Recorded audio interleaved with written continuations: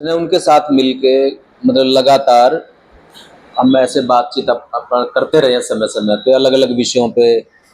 शहीद भगत सिंह पे, सावित्रीबाई फुले पे, ज्योतिबा फुले पे, जातिवाद पे निरंतर इंद्री अपने लिए एक चर्चा का एक ऐसा वाइब्रेंट सेंटर है जहाँ पे आप साथियों की एक बहुत ही अच्छी टीम है और यहाँ आकर के हमें बहुत ही ज़्यादा खुशी मिलती है और ऊर्जा मिलती है यहाँ से। और वही इस पत्रिका का आप ये समझो कि भी मेरे लिए तो खुराक है, वो संचालन के लिए ऊर्जा का काम करती है। इंद्री में इतना इम्पोर्टेंट अंक है कि जो पहली बार इस पे हम अभी छप के ही आया ये, तो इसमें थोड़ी सी मैं कोई संघर्ष वगैरह की तो कुछ बात नहीं है, पर मैं पत्रिका का थोड़ा सा परिचय करना चाहता हूँ कि देखो अभी इस पे ना बहुत अच्छा लगता है, आप सबको ही लगता है क्योंकि आप सब इसमें जुड़े हुए हैं। अभी इस पे ये 53वां 54वां इशू है, यानी कि हर 2 महीने में एक निकलता है, तो हम 53 54 पे पहुंचे हैं और 50 जब हुए तो साथियों की ये थी कि ये 100 भी होंगे। जब इस पे ये लिखा होता है कि अंक 53 54 जुलाई 2024, तो इस बात से हमें ये समझ में आया कि कोई भी काम यदि हम कंटिन्यूटी में करते हैं, निरंतरता में करते हैं, कुछ भी हो, तभी उसकी हिस्ट्री बनती है, तभी उसका महत्व होता है, तभी उसको लोग सीरियसली लेते हैं।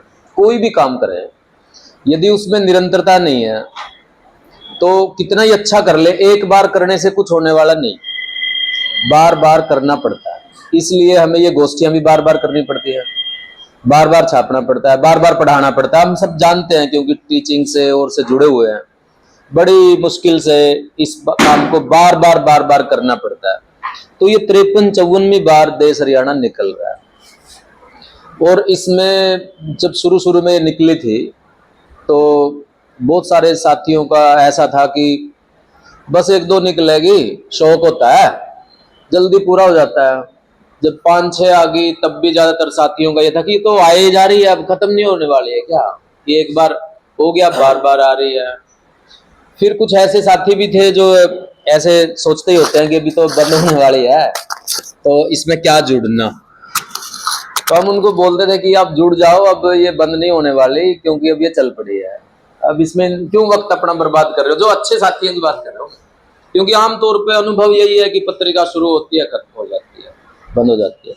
लेकिन ये जो हमारी ये टीम बनी सारी, उसका जो सहयोग था उससे ये अभी 53 में 54 पे चल रही है।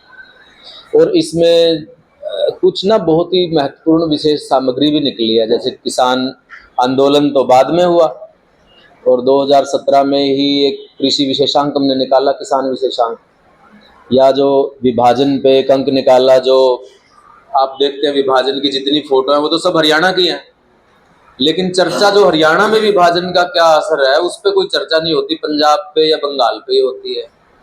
या फिर जो हरियाणा की लोक गाथाएं या हरियाणा की बोली है उस पे भी एक लोक गाथाओं पे निकला, यहाँ के एक बाल मुकुंद गुप्त है उस पे भी एक विशेषांक निकला। और देश हरियाणा के मंच पे अंकों के साथ साथ जो 4 सृजन उत्सव हुए, खासतौर पे उनके 4 एडिशन निकले, जिसमें 500 लोग भी शामिल थे, 400 लोग भी शामिल थे। और जो हरियाणा में फिल्म वाले, नाटक वाले, ये जितने भी कलाकार हैं वो सब लोग उसमें शिरकत करते हैं। तो एक अच्छा, और उसका इंतजार ही करते हैं अभी भी कि कब करवा रहे हो देश हरियाणा। वो बंद हो गया था कोरोना की वजह से, दो साल तो ये कोरोना ही चला और फिर हमारा हिम्मत नहीं हो रही है, तो उसमें खैर तो काफ़ी जब देश हरियाणा की यात्रा को देखते हैं तो कुछ अचीवमेंट्स हैं उसकी। अब इसकी अचीवमेंट्स को हम ऐसे तो माप नहीं सकते कि भी इतनी ईंटें लगवा दी या इतनी माटी निकाल दी या इतनी बिल्डिंग बना दी। तो एक बार एक बहुत बड़े पत्रकार हैं, उनसे हम बात कर रहे थे, ऐसे ही बैठे हुए थे, तो उन्होंने एक बहुत अच्छी बात की। हम चिंता प्रकट कर रहे थे ऐसे कि कुछ होना जाना है नहीं है और ये सारा राजनीति पे और पे सब लोग आते हैं, बर्बाद करके चले जाते हैं जैसे हम देख रहे हैं। तो उसने एक बहुत अच्छी बात की जो हमारे सबके लिए एक प्रेरणा की बात हो सकती है। उसने कहा कि देखिए, जो सांस्कृतिक क्षेत्र में हम काम करते हैं ना, उसकी कोई एक्सपायरी नहीं होती, वो क्या पता कब तक चलती है। तो इसलिए ये काम ऐसा ही होता है, धीरे धीरे ही होता है, इसका कोई पैमाना उस तरीके से नहीं है उपलब्धि का। तो उसी रूप में ही हम इसको भी देखते हैं। मतलब ये अपने आप में निकलना ही अपने आप में एक वो है, क्योंकि जैसे हम सब ये महसूस करते हैं कि भाई हम ना अपने आप को व्यक्त कर रहे हैं, लिख के, बोल के, इकट्ठे होकर के। और ये जैसे आज जो इस हमने गोष्ठी का टॉपिक रखा हुआ है, आप ये नोट कर लो कि 20 साल के बाद यदि हमने ये चलाते रहे ना, आओ बात करें, आओ बात करें क्लब, ये समझो कि सबसे ज्यादा डिमांड में होगा, क्योंकि बात करने वाला बंदा ही नहीं बचेगा कोई।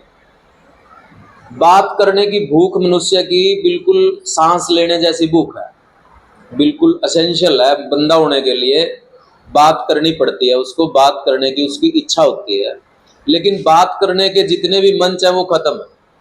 या तो आप सुन लो, गाने सुन लो, या कुछ भी कर लो, पर 4 आदमी भी इकट्ठे होंगे तो आप हम मोबाइल में लगे रहते हैं आधे टाइम।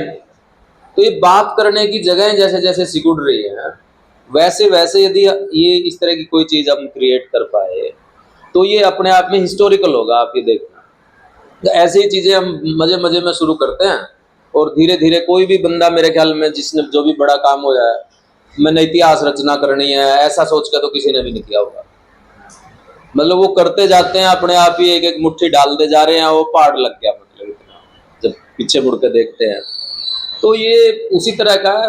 अरुण जी कह रहे थे बड़ा संघर्ष है, पत्रिका चलाना आसान नहीं है। महेंद्र जी भी कह रहे थे ठीक है, इसमें मेहनत लगती है और कंसिस्टेंसी है, पर ऐसा भी नहीं है कि भी बिल्कुल घर उजड़ गया जी, कर्जे में आ गए जी, बिल्कुल बुरी हालत हो गई और कुछ कर ही नहीं पा रहे, ऐसा कुछ नहीं है। आप देखते हैं यहाँ पर तो सारे साथी मजे मजे में ही कर रहे हैं इसको।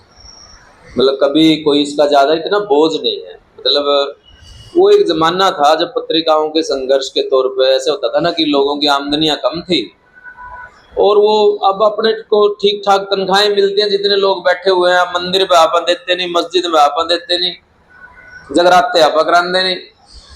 जो उनसे काम में ये लग रहे हैं, ये जितने भी हमारे स्टूडेंट हैं, इनके सारे के 20% कमाई सारी जिंदगी की बचवा रखी है अपन। क्योंकि ये बात समझ में आ गई तो आपके कितना पैसा बच गया आज, नहीं तो कावड़ लेकर घूमते पता नहीं क्या क्या करते। तो उसमें से यदि कुछ हिस्सा इसमें वो दे सकते हैं, और हम भी अपना खर्च करते हैं अपने शौक के लिए, तो ये गलत चीजें चल रही है। तो ये तो पत्रिका की एक बात है, और क्योंकि ये मटेरियल इतना अच्छा है इसलिए उसको बार बार रिप्रोड्यूस करने की डिमांड आती है, जरूरत आती है। उसी के तौर पे जो अरुण जी कह रहे थे कि चाहे सावित्री बाई फुले और ज्योतिबा फुले के भाषण और पत्रों, वो भी हमने एक ये अंक निकाला था, तो उसकी फिर डिमांड है। या सावित्री बाई फुले की एक जीवनी हो, वो हमने अपनी तरफ से छापी थी एक बार, क्योंकि शिक्षा का कितना महत्व है हम जानते हैं। पढ़ो पढ़ो हमारा जोर लग जाता है। जब सावित्री बाई फुले के जीवन को बताते हैं तो वो बात जल्दी समझ में आती है कि कैसे उन्होंने स्ट्रगल किया था पढ़ाने के लिए, और जो उसके माध्यम से जो समाज का कॉन्ट्रडिक्शन है कि कौन लोग हैं जो पढ़ाना चाहते हैं, कौन लोग हैं जो रोकना चाहते हैं, वो भी स्पष्ट हो जाता है, सामने आने लगता है। तो हम भी दोबारा छापी, और बहुत सारे लोग भी, कोई हिसार में, कोई हांसी में, अपनी तरफ से छाप के बांट रहे हैं। और ये आने वाले समय में इस इलाके में जो ये समाज सुधार के लोग हैं, सावित्री बाई फुले, ज्योतिबा फुले, या इनके आसपास के जितने भी हैं, ये बढ़ेगा। ऐसे ही जैसे संविधान है, अब वो केंद्र में आ गया, पूरी पॉलिटिक्स, कॉन्स्टिट्यूशन उसके बीच में खड़ा है। जो विपक्ष का नेता है भारत का, वो भी कॉन्स्टिट्यूशन की कॉपी लेकर शपथ लेता है, और जो प्रधानमंत्री है वो भी कॉन्स्टिट्यूशन के ऊपर नमन हो रहा है। चाहे मानो ना, लेकिन दिखा तो रहे हैं। तो हर आदमी कॉन्स्टिट्यूशन, ये 75-78 साल से किसी ने सुना कॉन्स्टिट्यूशन कितना बड़ा मुद्दा बन जाएगा पॉलिटिक्स में, किसी ने सोचा था? लेकिन ये किसान आंदोलन हो, ओपीएस का आंदोलन हो, कोई भी हो, तो संविधान बचाओ देश बचाओ, या जो संविधान में अधिकार दिए गए हैं, हम जो भी मांगते हैं वो संविधान के अधिकारों पे ही तो मांगते हैं। हमारी ताकत क्या है, वहीं से तो मांगते हैं ना हम, कल्याणकारी राज्य और जो हमारे अधिकार बनते हैं, तो वो। तो ये छोटे छोटे आंदोलनों में से, छोटी छोटी चीजों में से पॉलिटिक्स में कितना बड़ा मुद्दा बन गया, और पॉलिटिक्स को घुमा दिया मुद्दे ने। सिर्फ बन ही नहीं गया, उसका असर भी दिखा। और ये आगे भी 20 साल तक ही राजनीति रहनी है। हम तो देश हरियाणा का उससे पहले ही ये अंक छाप चुके थे, संविधान विशेषांक जो है कि संविधान जो है वो एक आम आदमी, इतना मुश्किल है हिंदी में उसका अनुवाद जो ऑफिशियल है, कोई बंदा उसको समझ ही नहीं सकता इसमें क्या लिखा है। तो एक सरल भाषा में उसको पढ़ाया जाए, और सिर्फ सरल भाषा में पढ़ाया नहीं जाए, बल्कि कोई संविधान के अनुच्छेद और संविधान में जो लिखा गया धाराएं हैं वही थोड़ी इंपॉर्टेंट है, जो उनके पीछे जो पूरा उद्देश्य है, उनके पीछे पर्सपेक्टिव है, संदर्भ है, क्यों बनाया था वो, क्यों डाला था वो भी समझ में आएगा। तभी संविधान की धाराएं भी समझ में आती हैं, तभी उसकी व्याख्याएं होती हैं। तो उसके लिए भी इसमें जैसे 4 भाषण जो डॉक्टर अम्बेडकर के 2 भाषण है जो कॉन्स्टिट्यूशन असेंबली डिबेट के हैं, बहुत ही इंपॉर्टेंट है, वो पढ़ने लायक है। असल में संविधान उसी से समझ में आता है। जो संविधान, भारत के संविधान पे जो प्रश्न चिन्ह लगते हैं, सवाल उठते हैं, उस टाइम पे भी उठे थे। ये तो कट पेस्ट है, इधर उधर से चोरी करके रख लिया, इसमें ये चीज नहीं है, इसमें भारतीयता नहीं है, वगैरह वगैरह, बहुत सारे सवाल उसमें हैं। तो उस टाइम पे भी वो सारे सवाल जो है वो चलते थे, और अब भी वो उस संविधान के पक्ष में, संविधान के खिलाफ 2 बने हुए हैं। तो इसलिए हमारा, चाहे समाज के अंदर उस तरीके से जैसे कि पॉलिटिकल लीडर रैली करते हैं, लोग उसके पीछे लग जाते हैं, चाहे इन कामों का उतना महत्व नहीं है, लेकिन एजेंडा सेट करने में, लेकिन बात पहुंचाने में, बात करने में इन छोटी छोटी गोष्ठियों का बहुत रोल है। मतलब हम सब जानते हैं, चाहे पत्रकार और अध्यापक हो, यही है आइडिया के कैरियर, मतलब यही आगे वाहक है, यही लोगों तक लेके जाने वाला तो व्हीकल और कौन सा है, इसी के जरिए से जाता है। तो इसलिए वो छन छन के धीरे धीरे धीरे धीरे जैसे बैठता है वैसे बैठता है। तो इसी रूप में हम जैसे यहाँ बैठे हैं, चाहे अब ये पत्रिकाएं तो हम 500,000 ही छापते हैं, लेकिन इसकी पहुंच तो 20-50 हजार तक होती है हमारे जरिए, एक से एक के जरिए। यहाँ कुछ बात कर रहे हैं वो हम 4 आदमियों में जाकर के बात कर रहे हैं, एक क्लास के अंदर हम 40 लोगों को ही पढ़ा रहे हैं, तो वो बात ऐसे चलती है। तो हम एक उसका हिस्सा है। ये जो अंक है खास तौर पे जो हरियाणा की राजनीति वाला अंक है, जैसे अरुण जी कह भी रहे थे कि कई बार हम राजनीति से थोड़ा सा पल्ला करके, ओल्ला काट के फिर बात करते हैं, और सारी चीजों को कंट्रोल राजनीति करती है। हमारी एक सीमा है कि हम सीधे तौर पे किसी पार्टी के ना तो मेंबर बन सकते हैं, ना हमारी इच्छा है, और ना ही हम उस तरह की। पर जो पॉलिटिकल जो पर्सपेक्टिव है, जो राजनीतिक प्रक्रियाएं हैं, पॉलिटिकल कल्चर है, जो पॉलिटिक्स का बिहेवियर है, उसको तो समझना हमारा दायित्व है। और क्योंकि हम टीचर हैं तो, और एक जागरूक नागरिक हैं और बुद्धिजीवी हैं, तो उसको समझाना तो हमारा फर्ज है। मतलब लोगों को दृष्टि देना हमारा काम है, उसके बाद लोग अपने आप पहचान लेंगे कौन सा दल, कौन सी पार्टी, कौन सा मुद्दा, वो अपने आप पहचान लेंगे। यदि लोगों से ये पहचान खत्म होगी कि अच्छा राजनीतिज्ञ, अच्छा दल, अच्छा मुद्दा, अच्छा वैल्यू सिस्टम कौन सा है, अच्छा का मतलब देश के हित में, आम ज्यादातर लोगों के हित में, गरीबों के हित में, वंचितों के हित में क्या है, तो लोग पहचान लेंगे। वरना तो जो जाति के नाम पे, धर्म के नाम पे जो राजनीतिज्ञ और राजनीतिक पार्टियां एक आसान राजनीति करती हैं, तो उसमें लोग फंस जाते हैं अपने, उनके कुछ छोटे मोटे स्वार्थ भी होते हैं। लोग क्योंकि लाचार होते हैं, सब कुछ पॉलिटिक्स के कब्जे में चीजें आ गई हैं कि एक राशन कार्ड भी बनवाना है तब भी एक पॉलिटिकल लीडर चाहिए साथ में, स्वतः ही कुछ मिलने वाला नहीं है सिस्टम में। तो सारा चीजें उनके थ्रू घूम के जा रही है, तो उन्होंने संसाधनों को वहां पे हो गया। पर यदि लोगों के अंदर जैसे दबाव बनता है, बात आएगी, कभी भी कोई भी बात होगी, जब भी होगी तो विचार से ही होगी, ये तो बिल्कुल तय बात है।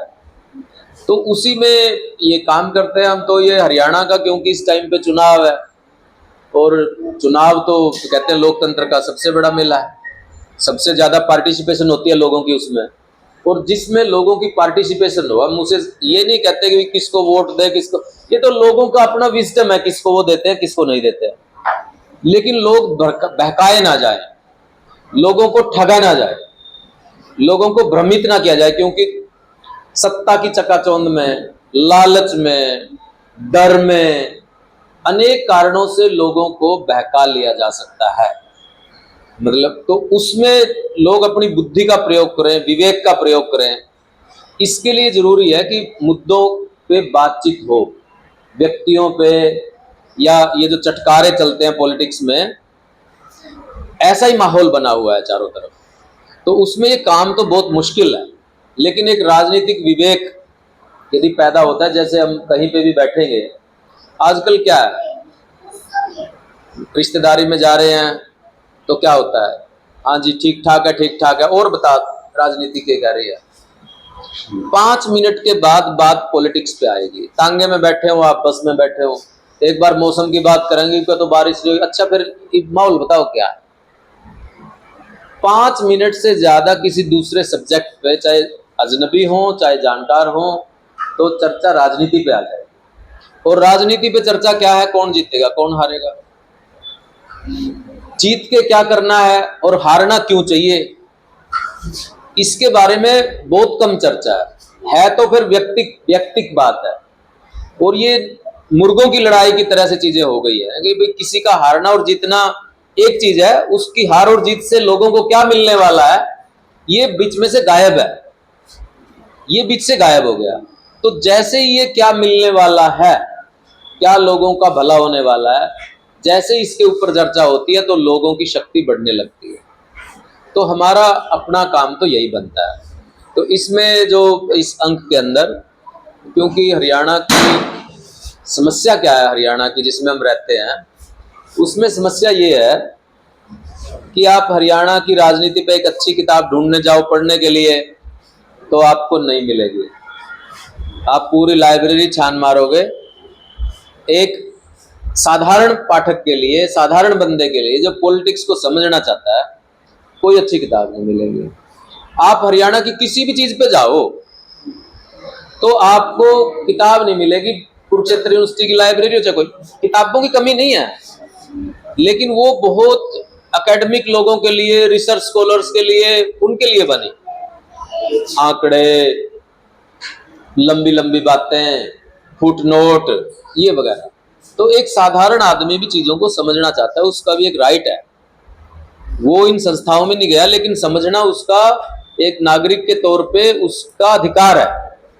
तो वो कैसे फुलफिल हो, तो इसमें कोशिश की हमने कि भी जो हरियाणा की राजनीति जहाँ पे है, और हरियाणा की राजनीति में जो लोग जैसे भी रहे हैं, हमारे नायक जिन्होंने जो यहाँ तक पहुंचे हैं वो हैं, या जो वर्गीय चीजें हैं कि ओबीसी की क्या स्थिति है, दलितों की क्या स्थिति है, महिलाओं की क्या पार्टिसिपेशन है, कैसे राजनीति में कि भी जैसे अभी तक सिर्फ 6-7 सांसद बनी है महिलाएं हरियाणा में, अभी तक 15वां चुनाव लोकसभा का चुनाव है, तो इतनी बार लोग चुने गए तो महिलाएं कितनी बनी और कहाँ से चुनी गई, कौन से ऐसे। तो उससे ये चीज दिखाती है कि हमारी पॉलिटिक्स में यार कहाँ पे क्या क्या चीज है। ऐसे अनेक छोटी छोटी बातें हैं जिसको हम एनालिसिस कर सकते हैं, कुछ तथ्यों के बारे में, कुछ उसके बारे में। तो ये मैगजीन तो खैर जैसी है वो आपके सामने है ही है कि अनेक, जैसे चाहे लोकल बॉडीज हैं हमारी, चाहे डेरे हैं, जितने भी शक्ति के केंद्र बने हुए हैं, वो कैसे पॉलिटिक्स को प्रभावित करें, तो वो सारे हमारी नज़र में रहेंगे तो हमें चीज़ें समझ में आएंगी। तो ये कोशिश ये की गई है। इसमें कोई, मैं आप यहाँ कोई भाषण देने के लिए नहीं बैठे कि इसमें क्या कुछ है। जैसे कि अपना आज का विषय कि आओ बात करें, ये क्रक्स है बात का, आओ बात करें। अभी बात नहीं कर रहे लोग, भाषण दे रहे हैं, नारे लगवा रहे हैं, जिंदाबाद हो रही है, बात कोई नहीं कर रहा, क्योंकि बात में तो सुनी जाएगी ना, दोनों बात करेंगे। तो ये बात करना जो विषय है, बात करने का जो वो है, ये एक इम्पोर्टेंट है। और अपन लोगों के बीच में है, गांव में है, स्कूल में है, सब जगह है, तो आओ बात करें। राजनीति पे भी करें, चाहे हम कोई कार्यकर्ता तो है नहीं किसी पार्टी के, लेकिन क्योंकि एक बात हो रही है तो उसमें जो एक बौद्धिक इनपुट होता है, राजनीति की गुणवत्ता कैसे सुधरेगी, तो ये अपना एक स्ट्रगल है। नहीं तो हम जो है राजनीति को कोसते रहेंगे, राजनीतिज्ञों को भी के बारे में बातें करते रहेंगे कि वो कैसे हैं, क्या कर रहे हैं, किस किस तरीके से भ्रष्टाचार में लिप्त है, वो सब जानते हैं स्टोरी। मतलब उन्हीं की कहानियां वो बड़े होकर के चलती रहती है। तो एक राजनीति जो दिखती है उसके पीछे एक्चुअली क्या चीज है, क्या वैल्यू सिस्टम है, कौन सी फोर्सेस काम करती हैं। आप देखेंगे जो भी चुनाव लड़ते हैं, जो कि देखो राजनीति की तीन चीजें बोलते हैं, तीन लेवल चलते हैं। एक आइडियोलॉजिकल लेवल है जो सबसे ऊपर है, जिसको कम्युनिकेशन भी बोलते हैं, कि एक विचारधारात्मक है सबका। फिर उसको उसमें संगठन है दूसरे, उसमें किसी भी पार्टी के या कोई संगठन, जिसके माध्यम से वो लोगों को उस आइडियोलॉजी और संगठन के जरिए लोगों को पॉलिटिक्स में पार्टिसिपेट करवाते हैं। संगठनों के जरिए पार्टिसिपेशन होता है। और फिर ये जो सरकार चुनने का जो प्रोसीजर है चुनाव, यानी कि तीसरे लेवल पे, ये प्रोसीजरल पॉलिटिक्स है, जो एक तरीका है सरकारें चुनने का। तो ये तीन लेवल पे पॉलिटिक्स चलती है। किसी भी बंदे की तीन लेवल पे भूमिका हो सकती है। कुछ लोग तीनों जगह करते हैं, कुछ लोग सिर्फ चुनाव लड़ते हैं, उनको विचारधारा से कोई लेना देना नहीं, संगठन में भी कुछ नहीं। कुछ लोग सिर्फ सांगठनिक काम करते हैं, ऊपर नीचे दोनों का कुछ नहीं, ऊपर से ऑर्डर आया आगे पहुंचाना है जी, मतलब पहुंचाने। तो ये पॉलिटिक्स के जो तीन स्टेजेस हैं, जो तीन लेवल हैं, तो वो पॉलिटिकल पार्टी और सब वो करते हैं। लेकिन जो सबसे आखिरकार बात तो वो है जो संगठन भी नीचे पहुंचाते हैं, जो प्रोसीजर पॉलिटिक्स में भी, चाहे मैनिफेस्टो के नाम पे, किसी भी चीज के नाम पे, वादों के नाम पे, ऑफर के नाम पे कि भी हम क्या क्या देने वाले हैं, वो भी वही काम करते हैं। तो खैर, तो इसलिए हमारा एक जागरूक नागरिक के नाते, शिक्षित नागरिक के नाते ये भूमिका बन जाती है कि जो राजनीति का जो विचारधारात्मक पक्ष है, वैचारिक या मूल्यगत जो पहलू है, उस पर चर्चा करें, वो समाज में स्थापित हो, ताकि वो नीचे तक आए, प्रोसीजरल पॉलिटिक्स तक जाए, वो जो जिसमें सारे लोग शामिल हैं। मैं समझता हूँ ये बहुत मुश्किल काम है, क्योंकि लोगों के सामने जो अपना दैनिक जीवन का सवाल है वो आगे खड़ा है, और जो पॉलिटिक्स में लोग हैं उनकी वोटें लेने के लिए कुछ भी चीज वो ले आते हैं और दो ध्रुव बन जाते हैं, गुणवत्ता छोड़ो अब हम इधर हैं, ये वो क्रिएट करने की कोशिश करते हैं बाइनरी, कभी जात के नाम पे, कभी किसी किसी चीज के नाम पे।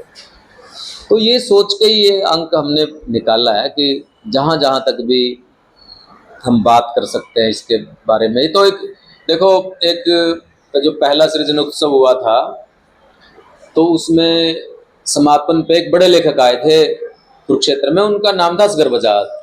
उनका नाटक है बहुत मशहूर, सब जानते हैं। उन्होंने ना एक बात कही थी कि लेखक क्या होता है कि वो बात का एक सिरा होता है, वो एक बात को शुरुआत करता है, और जो पाठक है वो उसका दूसरा सिरा है। हमने सिर्फ बात की शुरुआत करनी, आगे वो अपने आप जाए। जो एक सिरा हमारे पास है, पूरी बात हमारे पास नहीं है, लेकिन यदि हम उसका एक सिरे को पकड़ेंगे नहीं या शुरुआत नहीं करेंगे, तो दूसरा सिरा फिर कैसे? मतलब एक सिरा हमारे पास है, उस सिरे को हमने शुरुआत करनी है। एक राइटर का यही काम है कि मुद्दा शुरुआत कर दी, आगे बात चलेगी दूसरे पे पलट के फिर आएगी। ऐसे कहते हैं ना कि अब बात बाल आपके पाड़े में है, अब आप बताओ, अब आप बताओ, ये संवाद चलता है। तो उस संवाद में अल्टीमेटली जो बंदा बात शुरू करता है वो विनर होता है, कोई कुछ भी हो। जो बात की शुरुआत करेगा वही बात को लीड देगा, हमेशा ही वापस उसी ने देने। तो इसलिए मतलब राजनीति के इस अंक से यही हमारी अपेक्षा है कि ये ज़्यादा से ज़्यादा लोगों तक जाएगा, और देश हरियाणा के लिए तो एक अच्छे अंकों में शामिल होगा ही। हरियाणा की राजनीतिक विमर्श में भी ये अपनी एक भूमिका निभाएगा। और इन चुनावों की बात नहीं है, इन चुनावों में भी जो देखो बुरी शक्तियां भी हैं समाज के अंदर, लुटेरी भी हैं, आपस में लड़वाने बिड़वाने वाली भी हैं, लोगों में जाति का जहर घोल के चुनाव जीतने की कोशिश करने वाले भी हैं, पैसा दे करके लोगों की मजबूरी का फायदा उठा के वोट खरीदने वाले भी हैं। तो सिर्फ यहीं तक इसका असर नहीं होगा, बल्कि आगे आने वाली पूरी बातचीत में ही इसका असर होने वाला है। लोग ऐसे ही पहचानते हैं अपने दोस्तों और दुश्मनों को, जब हम इस तरीके से मतलब किसी भी उसके जरिए से, मटेरियल के जरिए से वो करते हैं। सबसे बड़ा राजनीति में क्या है, आप हम पिछले 10-15 साल से सुन रहे हैं, सारा मीडिया किस चीज पे लगा हुआ है, यही समझाने पे लगा हुआ है कि हम सबसे अच्छे हैं, नंबर 1 है, हमारे से बढ़िया कोई नहीं।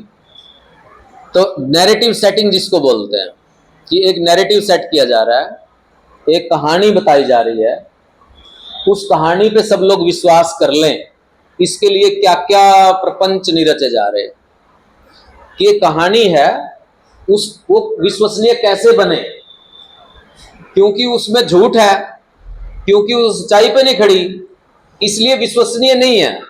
उसको विश्वसनीय बनाने के लिए कितने चमत्कार, कितने कलाकार, कितने उसमें सेटअप बनाना पड़ता है, बिठाना पड़ता है, कितने कथावाचक छोड़ने पड़ते हैं उसके लिए, कितने चैनल लगे हुए हैं इस काम पे। किस बात के लिए? कि एक सच्चाई को कैसे छुपाया जाए,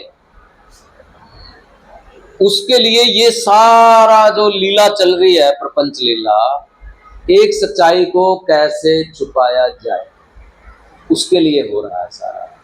और वो सच्चाई कहीं से भी निकल आती है, उसका कहते हैं ना कि भी छाती फाड़ के कहीं से भी फिर निकल आती है। तो ये जो चीज है, और जो पॉलिटिक्स में जो हमारी संवैधानिक राजनीति है, संविधान के मूल्यों की जो राजनीति है, कि उसके अंदर देखो इस टाइम पे हमारा तो जैसे दयाल जी कह रहे थे, स्वतंत्रता, समता, बंधुता और न्याय, कि जो सामाजिक न्याय का सवाल है वो हमारे लिए सबसे बड़ा सवाल है। तो सामाजिक न्याय में क्या है, 3 चीजें खास तौर पे।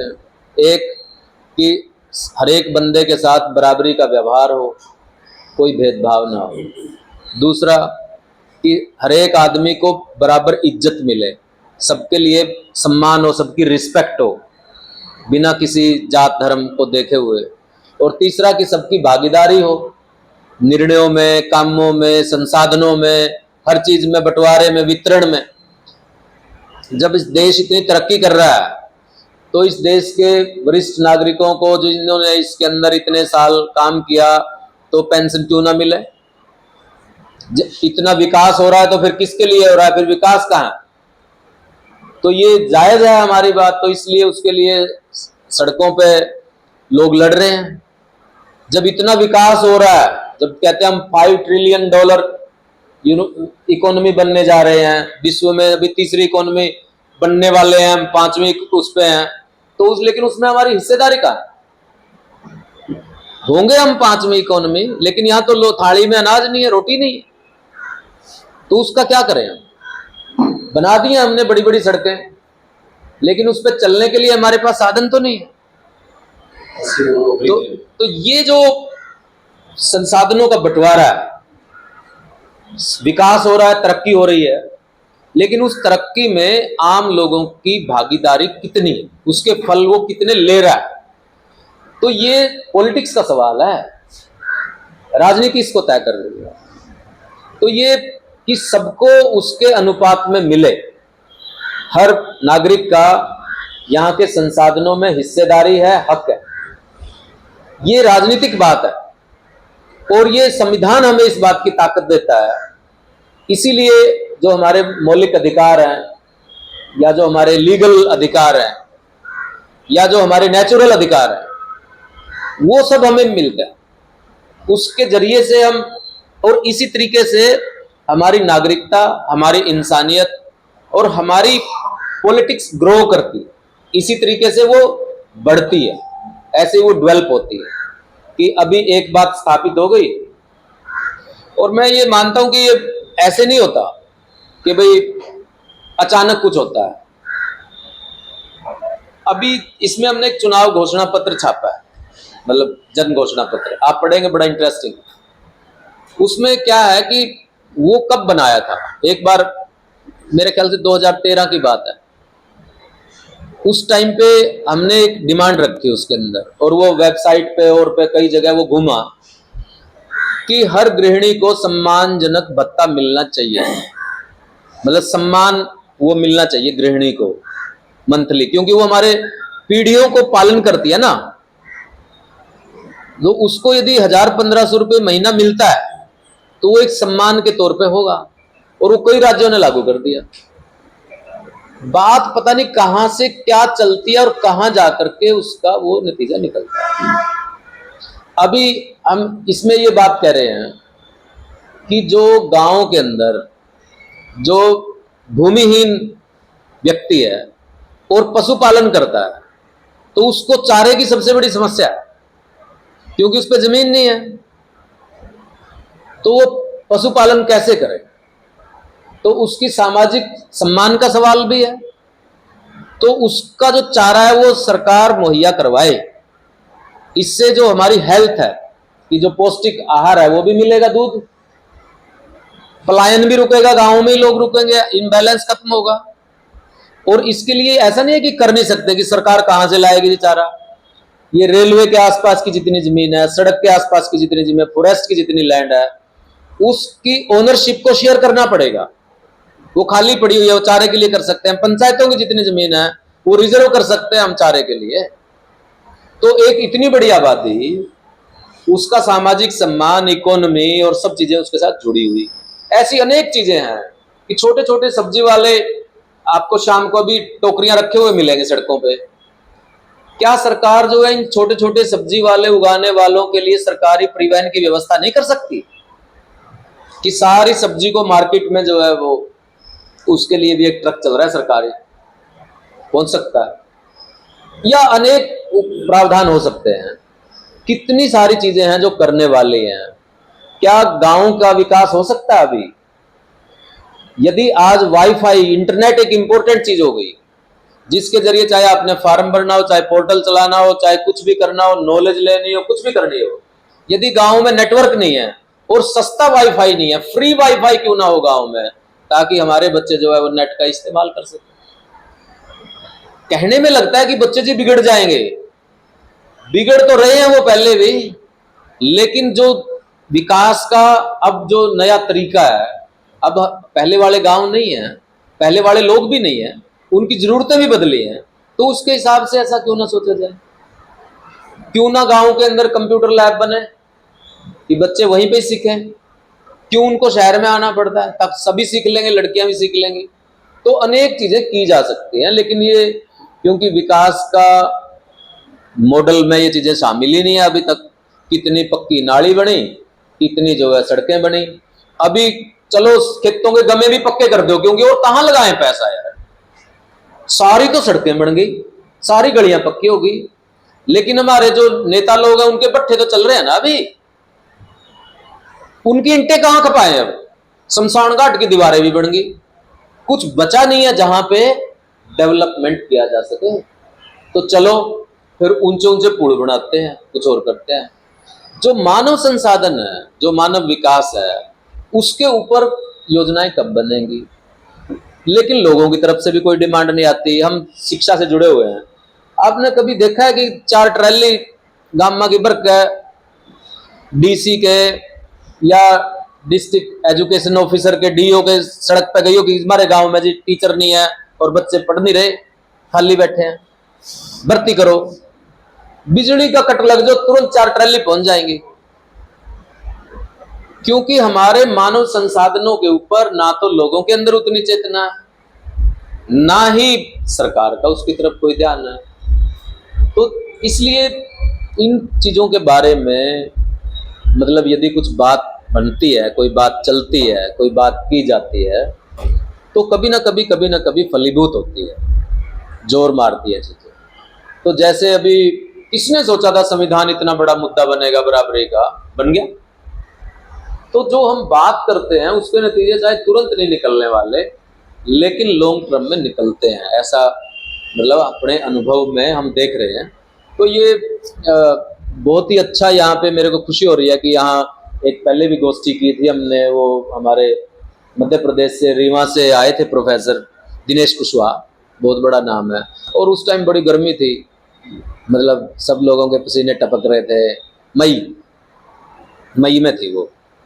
और आज हम यहाँ इसी प्रांगण में गोष्ठी कर रहे हैं। देश हरियाणा का 53वां अंक यहाँ पे हमने विमोचन किया है। तो ये एक तरीके से चाहे मतलब हमारे लिए तो ऐतिहासिक बात है, ये इसकी उसमें जुड़ी हुई बात है कि ये कभी भी कोई बात चलेगी तो कि हम यहाँ बैठे थे, हम उसके साक्षी हैं, हमने एक बात की थी और इसके जरिए जितना भी होगा। अभी ये जो फोटो है आप ये देख रहे हैं, ये पेंटिंग है। मैं आपको इसकी हिस्ट्री बताता हूँ, पेंटिंग क्या है। ये ब्रिटिश उसकी लाइब्रेरी में है ये। अभी ये एक बंदे ने एक आर्टिकल लिखा। आर्टिकल क्या लिखा कि हरियाणा में बहुत ज़्यादा जंगल होते थे। अब ये बातें तो हमने सुनी है कि हमारे बाप दादाओं ने जंगल काट के पहली बार जमीन बोई। उसने ये डॉक्यूमेंट निकाले कि अंग्रेज जो ऑफिसर थे, कुछ ऑफिसर 4-5 साल में उन्होंने 80 शेर मारे, शिकार किए। अब क्या कोई कल्पना कर सकता है कि हरियाणा में शेर होते थे जैसा इस टाइम हमें मिल रहा है? क्या हम सोच सकते हैं? बिल्ले भी नहीं मिलते, कुछ बचा ही नहीं। और 300-400 साल पहले, 200 साल पहले यहाँ पे क्या था? उससे पहले जाओ तो एक नॉवल आया था अकबर करके, उसमें भी यही था कि महम के पास बहुत बड़ा जंगल था, तो वहां पे अकबर जो है वो शिकार करता था, तो वो शेरों के बीच में इस तरह से घिर गया था कि वो मर सकता था। अकबर आप समझ सकते हो भारत का सम्राट था, तो बच गया। मतलब वो जो जिस पत्रकार ने लिखा है नॉवल, बहुत ही खोजी पत्रकार है, तो उसने इस घटना को बताया। अब कोई सोच सकता कि महम में शेर होंगे?